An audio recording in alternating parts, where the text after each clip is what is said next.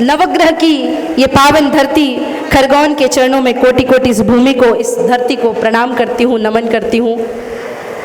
विश्व हिंदू परिषद के 60वें स्थापना दिवस के शुभ अवसर पे हम सभी यहाँ पे एकत्रित हुए हैं। प्रभु श्री राम जी के पूजन से हमने कार्य प्रारंभ किया। अभी जिनको आप श्रवण कर रहे थे और जिनकी वाणी भी दीदी जब बोलती हैं और कार्य करती हैं तो वास्तविकता में मैंने इनके पूर्व में भी भाव श्रवण किए हैं और जाने हैं। हमारी सरोज दीदी, आपको भी खूब खूब नमन करती हूँ। मंच पे विराजमान हमारे अतिशय जी, हमारे नितिन भैया, हमारे मनोज भैया, हमारे तीनों भाइयों को नमन करती हूँ। बहुत सुंदर कार्य संगठन का कर रहे हैं आप। शुभकामना है ऐसे ही आप आगे बढ़ते रहें और मुझे ऐसे ही बुलाते रहें। और अन्य हमारे संगठन के सभी पदाधिकारीगण, सभी बजरंगीगण, सभी मातृशक्ति, दूर दराज से पधारे सभी बंधुजन, व्यापारी जन, सभी क्षेत्र के महानुभावों को मैं कोटि कोटि प्रणाम करती हूँ। आप सभी को नमन करती हूँ। तो आज का जो दिन है बहुत विशेष है। प्रारंभ करती हूँ विश्व हिंदू परिषद से, क्योंकि जब मैंने आँख खोली तो मेरा जन्म ही ऐसे परिवार में हुआ था जहाँ नित्य प्रति सब शाखा में जाते थे, सब लोग धर्म कर्म का पालन करते थे। मेरे पिताजी स्वयं विदर्भ के संयोजक के रूप में रहे हैं अपने युवावस्था में, तो बहुत सारे ऐसे कार्यों को हमने देखा। तो 6 वर्ष की उम्र से मैंने भागवत कथा करना प्रारंभ किया और 8 वर्ष की उम्र से विश्व हिंदू परिषद और राष्ट्रीय स्वयंसेवक संघ के माध्यम से जब मैंने कार्यक्रम करने प्रारंभ किए तो लोगों ने मुझसे एक प्रश्न किया अभी थोड़े दिन पहले ही कि साध्वी जी क्या नारा लगाते रहते हो, जय श्री राम, क्या कर लेगा आपका विश्व हिंदू परिषद, है क्या विश्व हिंदू परिषद? तो मैंने उसे उस समय ये जवाब दिया था। तो मैं चाहती हूँ इससे अच्छा अवसर कोई हो नहीं सकता लोगों को बताने का कि क्या है विश्व हिंदू परिषद, क्योंकि मैंने तो जितना करीब से अपने इस जीवन काल में देख लिया है, भले इतनी कम उम्र हुई है लेकिन काफी कुछ देख लिया है। विश्व हिंदू परिषद और संघ की मैंने 700 से ज्यादा सभाएं की हैं और उन सभाओं में करने के बाद इतना मुझे पता चल चुका है कि क्या है विश्व हिंदू परिषद। आप में से महाभारत किस किस ने पढ़ी या सुनी है? हाथ उठाइए। तो महाभारत में एक पात्र था जिसका नाम था कर्ण। मेरी बात को बड़े गौर से और ध्यान से सुनिएगा, आपको पता चलना चाहिए कि विश्व हिंदू परिषद है क्या। महाभारत में एक पात्र था जिसका नाम था कर्ण। कर्ण के पास एक कुंडल था और एक कवच था जिसकी वजह से उसे कोई भेद नहीं सकता था। तो उस महाभारत के कर्ण के पास वो कवच था जिससे वो सुरक्षित था। उसी प्रकार से इस भारत भूमि का जो कवच है वो विश्व हिंदू परिषद है। आप जानते हैं इस भारत को तुर्किशों ने लूटा, अंग्रेजों ने लूटा, मुगलों ने लूटा, आतताई आए, विधर्मी आए, लेकिन 60 वर्ष हो गए भारत में किसी के माई के लाल की हिम्मत नहीं कि हमारे बजरंगियों के होते हुए भारत की तरफ आंख उठा करके देख सके। चाहे बंगाल हो, चाहे केरला हो, चाहे कर्नाटक हो, चाहे कश्मीर हो, अगर सुनाई देता है तो पता चलता है ना कि भाई संगठन का फला फला पदाधिकारी उसको मार दिया गया, इसके साथ ये हुआ, उसके साथ ये हुआ। अन्य किसी संगठन वाले के साथ आप कुछ नहीं सुनोगे, अन्य किसी पार्टी वाले व्यक्ति के साथ आप कुछ नहीं सुनोगे। अगर उनको गुंडागर्दी ही करनी होती तो किसी भी व्यक्ति के साथ कर सकते थे, लेकिन हमारे संगठन का एक एक व्यक्ति अपना तन, मन, धन, जीवन संगठन के लिए समर्पित करके हाथ में जान लेकर के चलता है।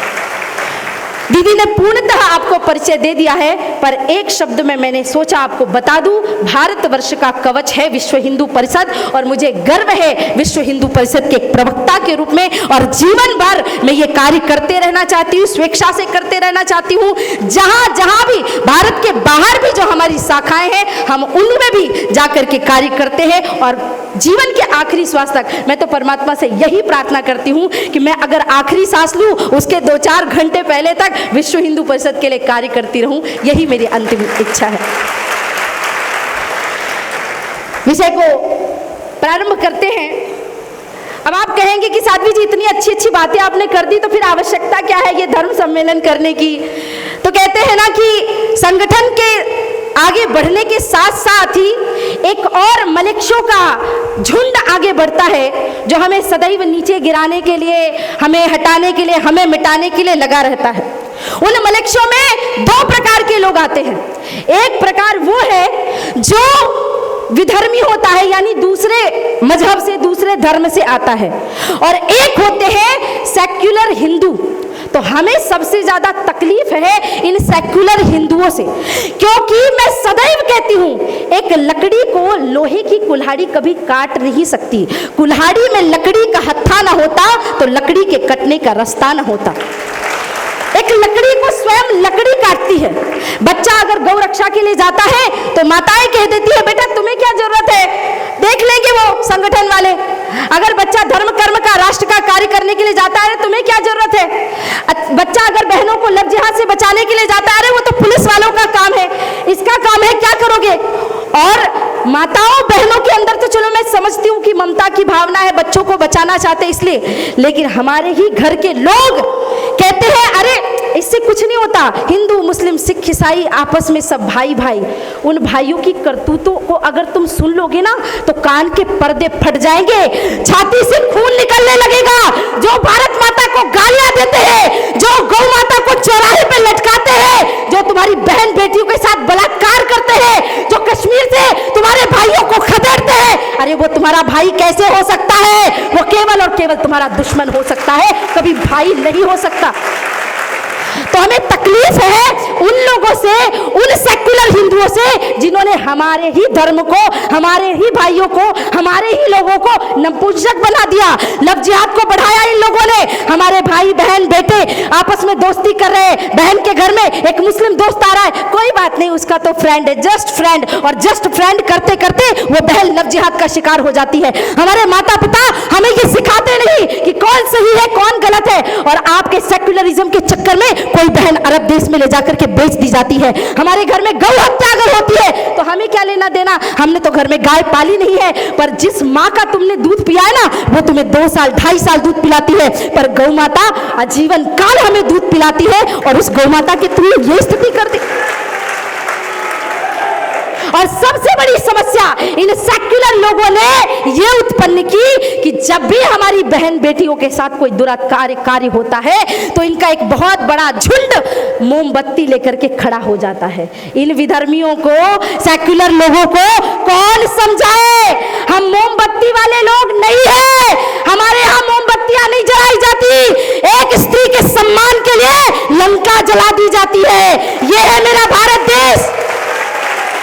पूरी दुनिया का सबसे बड़ा युद्ध है महाभारत का युद्ध, और महाभारत का युद्ध एक स्त्री के सम्मान के लिए हुआ था। इस बात को हर हिंदू को जानना होगा। मोमबत्ती जला लो, सम्मान कर लो, रेस्ट एंड पीस, ये सब क्या है, कहां से सीख गए तुम। हमारा कार्य ये है ही नहीं। कितने बलात्कार हो रहा है, ये किसी धर्म, किसी समुदाय, किसी वर्ग विशेष के लिए नहीं है। हर बलात्कारी की एक ही सजा होनी चाहिए जो छत्रपति शिवाजी महाराज ने निर्धारित की थी कि फांसी की सजा तो बहुत छोटी सी सजा है। उस बलात्कारी को चौराहे पे लटका के पत्थरों से पीट पीट के मारना चाहिए, उसकी आंखों को नोच लेना चाहिए, हाथों को काट देना चाहिए, उसके अंग अंग को इतना प्रताड़ित करना चाहिए कि आने वाली उसकी 7 पुश्तें भी उसके इस दृश्य को सोच करके कांप जाए। क्योंकि एक स्त्री के साथ जो व्यक्ति दुराचार करता है, परमात्मा भी उसको कभी स्वप्न में भी क्षमा नहीं कर सकता। एक बलात्कारी की स्थिति बद से बदतर होनी चाहिए। अभी हम चर्चा ही कर रहे थे कमरे में दीदी के साथ में कि बहनों को अस्त्र शस्त्र से सुसज्जित करना चाहिए, ऐसा करना चाहिए, बहुत सारी चीज़ें हैं, मैं भी मानती हूँ उन बातों को। परंतु हमारे साथ समस्या एक ये है कि हम बहनों को सुसज्जित करने के साथ साथ समाज के युवा वर्गों को भी एक प्रेरणा दें, उनको समझाएं कि बहन बेटियों की इज्जत कैसे करते हैं। आप मुझे बताओ, आप अपनी बहन के लिए जब हीरो होते हो तो किसी और की बहन के लिए आप सुअर कैसे बन सकते हो महाराज। हाँ, आपकी बहन तुमको हीरो मानती है, दूसरों की बहन को तुम कुदृष्टि से देखते हो। तुमसे बड़ा निकृष्ट व्यक्ति दुनिया में कौन हो सकता है। हमारा धर्म, हमारा समाज सिखाता है।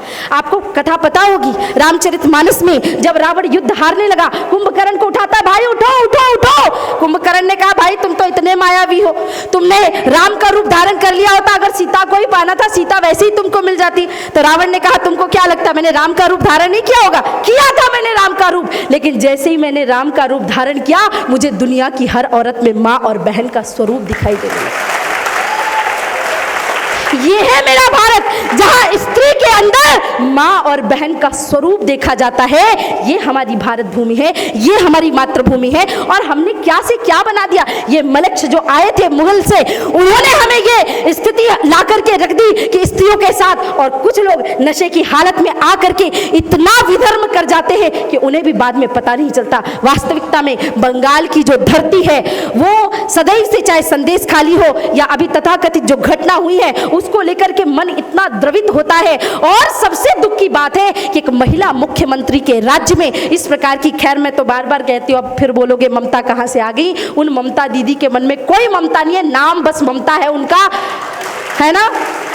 अपने लिए खुद ही विरोध प्रदर्शन कर रही हैं। मतलब मुझे ऐसा लगता है कि ये कहाँ से ये लोग सीख के आते हैं, ये कौन सी राजनीति, कौन से विद्यालय में पढ़ाई जाती है कि स्वयं के लिए स्वयं ही धरने पे बैठ जाओ। ये सिर्फ इनका राजनीतिक षड्यंत्र है।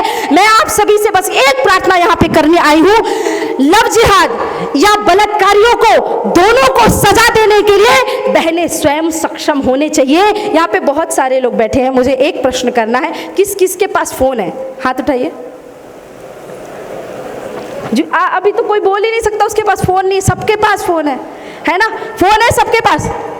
आप सच्ची सच्ची बताना, झूठ मत बोलना, मेरे सामने झूठ बोलोगे तो पाप लगेगा। किस किस के घर में शस्त्र है? ऐसे सबके लिए हाथ नहीं उठाना, अगर सबके यहाँ है तो बहुत बढ़िया बात है, पर बाकी के लोग नहीं है। मैं जानती हूँ बहुत से हिंदुओं के हैं, और जिनके यहाँ होंगे भी तलवार एक रखी होगी कहीं बिस्तर के नीचे, उसमें जंग लग गया होगा। मैं आप लोगों से हाथ जोड़ के प्रार्थना करती हूँ, हर जगह एक सूत्र देने का प्रयत्न कर रही हूँ कि आप सभी के फोन आपके हाथ में है, उस फोन को उठाना और देखना। किसी का फोन 10,000 का होगा, किसी का फोन 20,000 का होगा, किसी का फोन 1 लाख का होगा। 1.5 लाख के फोन खरीद लेते हो तो 1,000 रुपए की तलवार, चाकू, छुरी घर में ला करके जरूर रख लेना, क्योंकि बांग्लादेश में जो स्थिति हुई है, बांग्लादेश में जो स्थिति हुई है, वही स्थिति थोड़े दिन पहले हमारे भारत से पाकिस्तान हुआ था, वो स्थिति हुई थी। थोड़े दिन पहले अफगानिस्तान में हुई थी, आज से 30 वर्ष पूर्व कश्मीर में हुई थी। हमारे भाइयों को वहां से निकाला गया था, भगाया गया था, खदेड़ा गया था। आने वाले समय में तुम्हारी ना हो जाए हिंदुओं, इसलिए अपने आप को सशक्त रखो। बहनों को, माताओं को, जैसा दीदी ने बोला कि माताओं का काम सिर्फ चूल्हा चौका करना नहीं है। हमारे यहाँ तो कैकेयी दशरथ के साथ युद्ध मैदान में जाती थी। हमारे यहाँ माताएं अस्त्र शस्त्र की शिक्षा लेकर के, रानी लक्ष्मीबाई ने बता दिया, स्त्री ममता की मूर्ति तो होती है, पर समय चुनौती का आए तो ममता को पीठ में बांध के शौर्य की तलवार लेकर के दुष्टों का सिर काटने के लिए सक्षम रहती है, वो भारत की नारी है। मैं नारियों के लिए सदैव एक कविता भी सुनाती हूँ, आपको 2 लाइनें बताती हूँ, क्योंकि यहाँ मात्र शक्तियाँ हैं बहुत भारी संख्या में, और भाव भी है आपका कि मेरा परिचय इतना है, मैं भारत की तस्वीर हूँ, मातृभूमि पर मर मिटने वाले मत वालों की पीर हूँ। मैं उन वीरों की दुहिता हूँ जो हंस झूला झूल गए, मैं उन शेरों की माता हूँ जो रण प्रांगण में जूझ गए। मैं जीजा की अमर सहेली, पन्ना की प्रतिछाया हूँ, कृष्णा के कुल की मर्यादा, लक्ष्मी की शमशीर हूँ। मेरा परिचय इतना है, मैं भारत की तस्वीर हूं। यह हम सभी माताओं का परिचय है। तो उठाओ वो तलवार और लव जिहादों से, उन लव जिहादियों से, उन बलात्कारियों से, उन दुरात्कारियों से निपटने के लिए तुम्हें किसी की आवश्यकता नहीं है। तुम ही चंडी हो, तुम ही काली हो, तुम ही दुर्गा हो। तुम एक स्वर अगर अपना दहाड़ भी दोगी ना, तो वो विधर्मी वहीं से दुम दबा करके भाग जाएगा। तुम भारत की नारी हो, और भारत की नारी तो वैसे भी सब पे भारी है ना, जानते हैं आप ये बात। हमारे यहाँ तो यमराज के पास पहुंच जाती है माताएं। तो लव जिहाद एक बहुत बड़ा विषय है। दूसरा विषय, आप सभी ने अभी, श्रावण चल रहा था तो वो विषय बहुत गरमाया था, और यहाँ आके मुझे पता चला कि आपके यहाँ तो ये विषय बहुत ही ज़्यादा तेज़ी से चल रहा है, और वो है पहचान को लेकर के। आप अगर देखेंगे तो दुकानों में हिंदुओं के नाम से विधर्मी लोग बड़ी बड़ी दुकानें चला रहे हैं। महाकाल का ढाबा, वैष्णो देवी दरबार, है ना, फिर उज्जैन के महाकाल की ठाट बाट, ऐसे कितने सारे ढाबे, चाहे आप उज्जैन नगरी में देख लो, चाहे काशी में देख लो, चाहे वैष्णो देवी में देख लो, हर तीर्थ स्थल में भी, छोटे छोटे गांवों में भी, हर एक स्थान पे ऐसे स्थान इन मलेच्छियों ने हिंदुओं के नाम से खोल रखे हैं। अतिशय भैया, मैंने तो सुना था, कहीं किसी से सुना था कि जो मुस्लिम होता है वो ईमान का बड़ा पक्का होता है। काय का ईमान? थोड़े से पैसे कमाने के लिए तुम हिंदू में कन्वर्ट होकर के बैठ गए। इससे अच्छा हो जनेऊ पहन लो, तिलक लगा लो, घर वापसी कर लो, घर वापसी करके दुकान चलाओ। हमें भी खुशी होगी कि किसी हिंदू की रसोई चल रही है। अगर हिंदू बनने का इतना ही शौक है तो ढोंग करके मत बनो, पैसा कमाने के लिए हिंदू मत बनो। हाँ, ये विधर्मी हमारे ही लोगों से खाते हैं और हमारे ही लोगों पर गोलियां बरसाते हैं। तो आप सभी से हाथ जोड़ के मेरी कुछ कुछ बातें जो बताती जाऊंगी ना, सुनना, समझना और उसको आगे फॉलो भी करना। कि जब भी हम किसी दुकान में जाते हैं तो 2 मिनट रुक के जाएं ऑर्डर करने से पहले। चाहे रेस्टोरेंट में जाते हैं, किसी दुकान में सामग्री खरीदने के लिए, शॉपिंग करने के लिए जाते हैं, तो 2 मिनट पहले ध्यान से पूरी दुकान को देखें, दुकान का बोर्ड पढ़े, मालिक का, वेटर का, वहां के जो कर्मचारी है उनका भी चेहरा देखे, क्यूआर कोड जो होता है ना उसको भी स्कैन करके एक बार देखे, पूजा पाठ दिया बत्ती करने की अगर कोई जगह है उस जगह को भी देखे। क्योंकि हिंदुओं में जानती हूं तुम लोगों को, तुम सर्वे भवन्तु सुखिनः की भावना रखते हो, तुम हिंदुआ सहोदरा की भावना रखते हो। गला तुम काट नहीं सकते, पत्थर तुम मार नहीं सकते, कम से कम बहिष्कार तो कर ही सकते हो। इनका पूरी तरह से बहिष्कार करना है। खाने को लाले पड़ जाना चाहिए। मुझे कल बताया गया कि दीदी यहाँ पे लगभग 101 बेकरी हैं और उन बेकरियों में लगभग इतने परसेंट विधर्मियों की बेकरी है और हमारी बहन बेटियां, माताएं, बहनें, भैया सब वहाँ पे काम करने के लिए जाते हैं। कोई काम नहीं है। मैंने कल से ये सोच के रखा था कि जितना जल्दी हो सके मैं मध्य प्रदेश के मुख्यमंत्री से मिल करके यहाँ पे किसी एक बड़े कार्य का प्रारंभ कराती हूँ ताकि हमारी बहन बेटियां वहां जाकर के काम कर सके।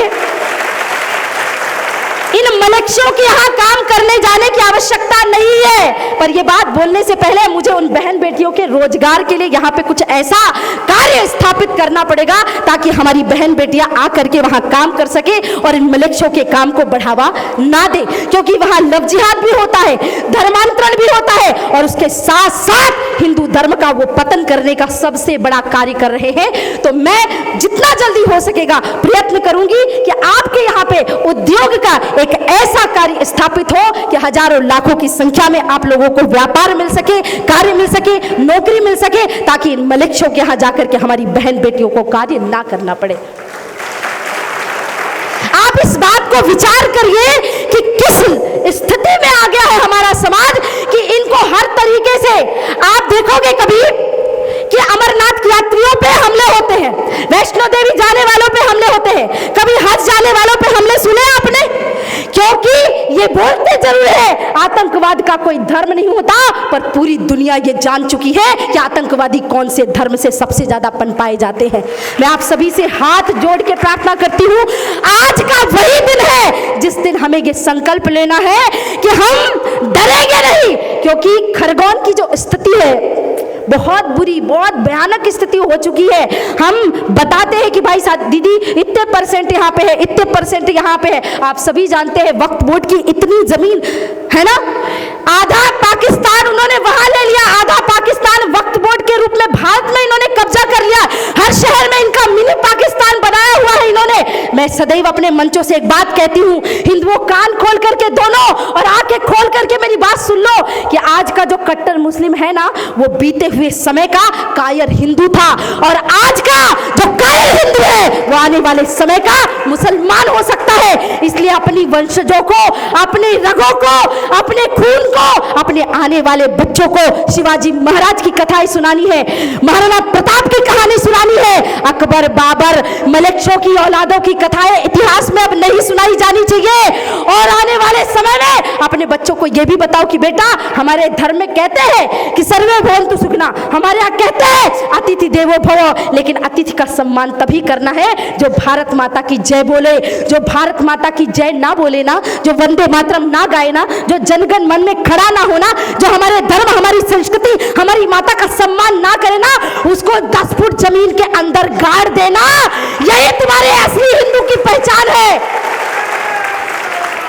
क्योंकि अगर कुड़ कुड़ के जियोगे भी तो जीने से क्या फायदा। मैं सदैव कहती हूँ, यह तो बतलाओ कौन यहाँ जिसको प्राणों से प्यार नहीं, मगर जगर में जुड़ा शुरू से मित्र कहाँ संघार नहीं। मृत्यु क्या है वस्तु बदलना, कुछ पल का विश्राम साथियों। जीवन एक अखंड पर्व है, साधारण त्योहार नहीं है। जीना सबसे बड़ी कला है, लेकिन यह एक अटल सत्य है कि मरने से डरने वाले को जीने का अधिकार नहीं।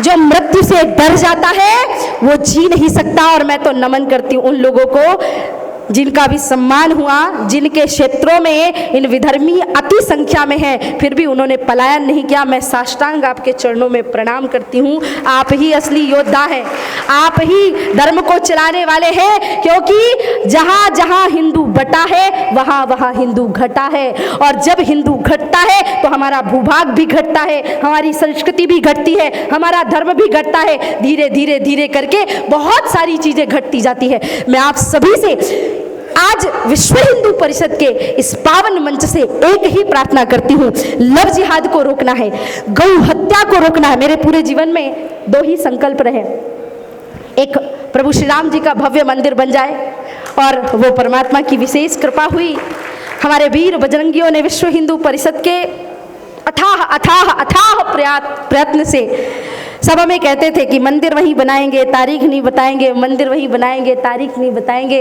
जब 22 जनवरी आई और उसके बाद मैंने कहा कोई तो ऐसी सभा होनी चाहिए जहां मैं जाके लोगों को बता सकूं। और पहला कार्यक्रम ही मेरा नीदरलैंड में हो गया। अब मैंने कहा नीदरलैंड में किसको सुनाऊं गालियां, है जो नीदरलैंड में तो कोई आया नहीं था मुझसे कहने के लिए। तो फिर उसके बाद मेरा महाराष्ट्र में एक कार्यक्रम हुआ, मैंने कहा बहुत सही जगह मिल गई कहने के लिए। मैंने वहां से चिल्लाया और गुंजायमान करके कहा कि बाबर तेरी छाती पे भगवा ध्वज लहराया है और सौगंध राम की खाई थी, मंदिर वही बनाया है। परंतु विश्व हिंदू परिषद ने चिन्हित किए हुए थे 33,000 से ज्यादा मंदिरों को तोड़ा गया। उन 33,000 मंदिरों की बात तो हम नहीं कर रहे हैं, परंतु 2 मंदिर अभी हमें और चाहिए कि अभी तो केवल झांकी है, मथुरा काशी। और आप निश्चिंत रहिए, साम दाम दंड भेद कोई भी स्थिति अपनानी पड़े, मथुरा और काशी तो हम लेकर के ही रहेंगे, है ना। मैंने कल परसों ही किसी कवि के मुख से एक सुन रही थी कि जहां खुदा है वहां भगवान है। ध्यान से सुनो, जहां खुदा है, और विश्वास नहीं होता तो खोद के देख लो। किसी ने कहा कि साध्वी जी, अभी यहाँ भी सुन रही थी कि एक दीवार है जो मंदिर से जुड़ी हुई है। ये कहती, मैं तो कहती हूँ हर उस जगह में जहाँ पे मंदिर है और उसके बगल में कोई ढांचा है, उसको खोद के एक बार तो देखना चाहिए। उनको भी कहना चाहिए कि देख भाई, कोई गलत बात नहीं, हम दोनों मिलके खोदते हैं। शिव मिला तो मेरा और शव मिला तो तेरा। और हम जानते हैं कि वहां मिलने वाला क्या है। बहुत सारी बातें नहीं करूंगी क्योंकि खरगोन की धरती है, फिर से हमारे कार्यकर्ताओं पे केस चढ़ा देंगे। हमें डर नहीं लगता, जीवन ही इसीलिए समर्पित कर दिया है। लेकिन मैं सच में कहती हूँ, ये वो धरती है जहां आप संघर्ष कर रहे हैं। आपकी धरती किसी कश्मीर से, बंगाल से या कर्नाटक से या केरला से कम नहीं है। जहां रामलला की प्रतिमा पे, उनकी झांकी पे आग लगाई जाए, ऐसे विधर्मी पल रहे हो, उस जगह में पाकिस्तान जैसी जगह इन्होंने बना दी है। आप बताओ इनके लिए क्या सजा निर्धारित होगी। ऐसे लोगों को तो देश निकाला कर देना चाहिए। आपकी धरती पे अभी तक ये पल रहे हैं, इसका मतलब ये है कि कमी कहीं ना कहीं अपने अंदर है। आज अभी इसी वक्त से हमें इस बात को जागना, चेतना और समझना होगा कि हम हिंदू हैं, हम किसी को छेड़ते नहीं, लेकिन आगे से किसी ने हमें छेड़ा तो फिर हम उसे छोड़ते नहीं। तो समय तो बहुत सारा हो गया, आप लोगों को राम राम कहूँ, जितना बोलूँ, जितना बताऊँ उतना कम है। परंतु कुछ चीज़ें करनी है और कुछ चीज़ें नहीं करनी है। क्या करनी है, वो 5 चीज़ों के संकल्प आज हम सभी को यहाँ लेने हैं। लोगे मेरे साथ संकल्प, करोगे पालन। अगली बार जब मैं आऊँ तो मुझे आप लोगों से पता चलना चाहिए कि हमारे वीर हिंदू उस संकल्प का पालन कर रहे हैं। तो संकल्प हम उस चीज़ का लेंगे जो हमें करना है, पर उससे पहले मैं आप लोगों को फिर से एक बार बता दूं क्या नहीं करना है। किसी भी विधर्मी के यहाँ से किसी भी प्रकार का कोई सामान नहीं खरीदना है और खरीदने से पहले पूरी दुकान को निरीक्षण करना है, देखना है, जानना है। दूसरी बात, बहन बेटियों को किसी भी मुस्लिम या किसी भी विधर्मी से संपर्क नहीं रखना किसी भी प्रकार से। भले भी कितना अच्छा कोई व्यक्ति हो कि बहन बोले अरे नहीं मेरा वाला अब्दुल अलग है, ये कोई अब्दुल अलग नहीं होते, सब एक ही जात के होते हैं, सबका एक ही काम होता है। क्योंकि तुम खरगोन वाले हो, तुमसे ज्यादा अच्छे से कौन जान सकता है कि तुम्हारे पड़ोसी ने ही तुम्हारे ऊपर पत्थर बरसाए हैं, है ना। वही तुम्हारी सहेलियां जो तुम्हारे साथ पढ़ती थी, उन्होंने पत्थर भर भर के अपनी छतों में भर भर के रखा था, और फिर इनकी छतें जब धाराशायी होकर के पत्थर बन के बरसती हैं तो फिर छाती पीट के रोते हैं कि हमारे साथ ऐसा हो गया। तुमने वो करतूतें करी है। तो किसी भी बहन बेटियों को किसी मलेच्छ से कोई संबंध नहीं रखना। दूसरी बात, हमें सभी भाइयों को एक काम अवश्य करना है कि आसपास के पूरे क्षेत्र में जितने भी हिंदू समाज के लोग हैं, जाति पाति की भावना से परे होकर के आदिवासी बंधुओं को लेकर के सबको एक सूत्र सिखाना है कि हम सब हिंदू हैं। हम विश्व हिंदू परिषद के मंच पे हैं।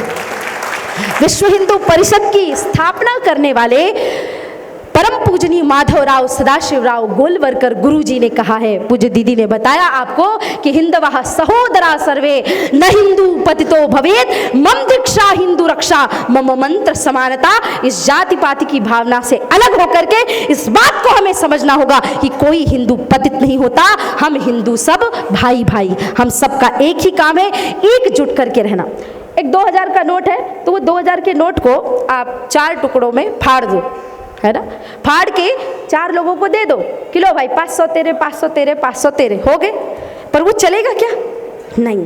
वैसे ही हिंदू है, हम 4 वर्णों में बटे हैं और अगर अलग अलग रहोगे तो फिर हमारी कोई अहमियत नहीं, हमारी कोई गिनती, हमारी कोई क्षमता नहीं है। लेकिन अगर हम सभी वर्ण के एक साथ होकर के हमारा एक नाम बन जाता है, हम सनातनी हैं, हम हिंदू हैं, और जब हम एक होकर के काम करते हैं तो दुनिया में हमसे ज़्यादा मूल्यवान कोई भी नहीं हो सकता बंधु।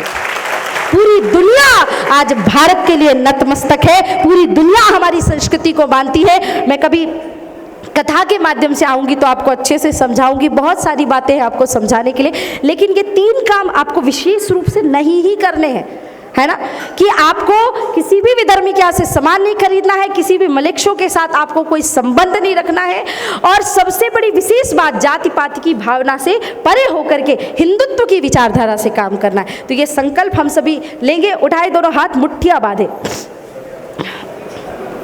है ना, मुट्ठियां बांधे और दोनों हाथ ऊपर उठा के सभी लोग एक संकल्प, ये 5 चीजें हम सभी को करनी ही करनी है, और इसका संकल्प हम सभी यहाँ से लेकर के विश्व हिंदू परिषद के इस पावन मंच से आज हम सभी ये संकल्प लेते हैं और मेरे साथ साथ सभी दोहराएंगे। आज हम सभी विश्व हिंदू परिषद के 60वें स्थापना दिवस के अवसर पे ये संकल्प लेते हैं कि हम हिंदू नित्य प्रति मंदिर जाएंगे, अपने घर से निकलने से पहले माथे में तिलक लगाएंगे,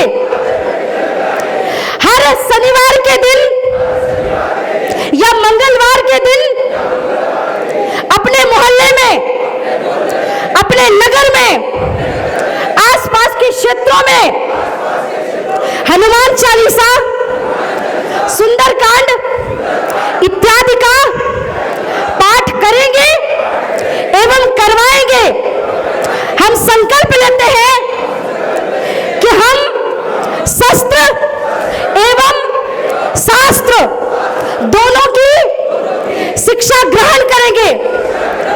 हम संकल्प लेते हैं कि हम गौ माता की रक्षा करेंगे।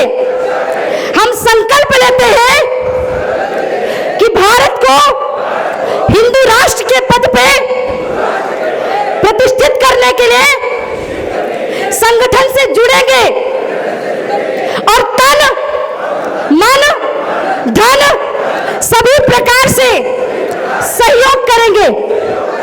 बहुत बहुत धन्यवाद। और अब संकल्प तो ले लिया, फिर से सुन लीजिए। तिलक लगाना है, रोज घर से निकलते वक्त तिलक लगाना है।